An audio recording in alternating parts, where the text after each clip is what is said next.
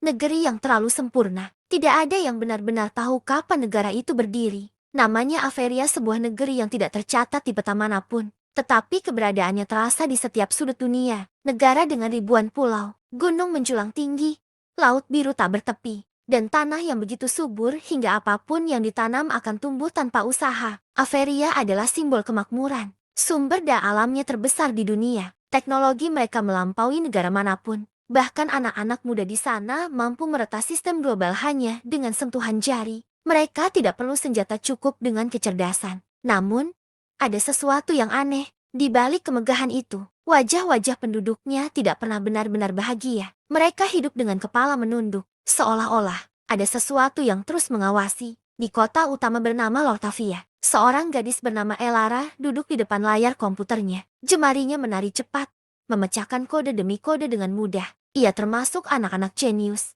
Averia, golongan yang diam-diam ditakuti oleh negaranya sendiri. Ia berhenti mengetik. Layar di depannya tiba-tiba berubah. Bukan karena kesalahan, tapi karena seseorang masuk. Tulisan merah muncul. Kamu terlalu jauh melihat. Elara terdiam. Ia tahu artinya. Dan untuk pertama kalinya, ia merasa ketakutan.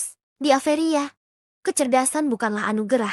Itu adalah ancaman. Setiap anak yang menunjukkan bakat luar biasa akan masuk dalam daftar pengawasan. Mereka tidak langsung dihancurkan secara fisik, tidak. Itu terlalu jelas. Mereka dihancurkan perlahan. Motivasi mereka dirusak. Kepercayaan diri mereka dipatahkan. Karya mereka dicuri atau dianggap tidak layak. Mereka dibuat merasa kecil, hingga akhirnya menyerah sendiri. Elara pernah melihatnya. Temannya, Kale, dulu adalah programmer terbaik di akademi. Ia menciptakan sistem keamanan yang hampir tak tertembus. Namun suatu hari, karyanya hilang. Lalu tiba-tiba muncul versi resmi dari pemerintah dengan nama orang lain. Kale mencoba melawan. Dan sejak hari itu, hidupnya berubah.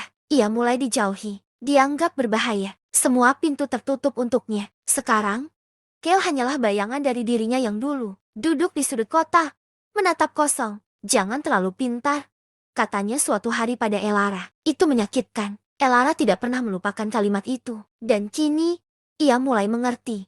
Averia memiliki sistem yang sempurna. Terlalu sempurna. Setiap warga memiliki akses mudah untuk mendapatkan uang. Pekerjaan tersedia di mana-mana. Hiburan tak ada habisnya. Semua serba cepat, serba mudah. Namun, justru disitulah jebakannya. Masyarakat dibuat sibuk, bukan untuk berkembang, tapi untuk bertahan. Setiap hari, berita tentang penyakit baru, bencana alam, krisis pangan, dan kekeringan terus disebarkan. Ketakutan menjadi makanan sehari-hari. Orang-orang tidak punya waktu untuk berpikir, tidak punya ruang untuk bertanya, tidak punya keberanian untuk melawan. Bahkan ibadah pun perlahan terhalang, bukan dengan larangan langsung, tapi dengan gangguan yang halus. Hiburan tanpa henti, kesibukan tanpa jeda, godaan yang membuat orang lupa pada tujuan hidupnya. Elara mulai melihat pola itu. Semua ini disengaja. Negara ini tidak ingin rakyatnya kuat. Negara ini ingin rakyatnya patuh.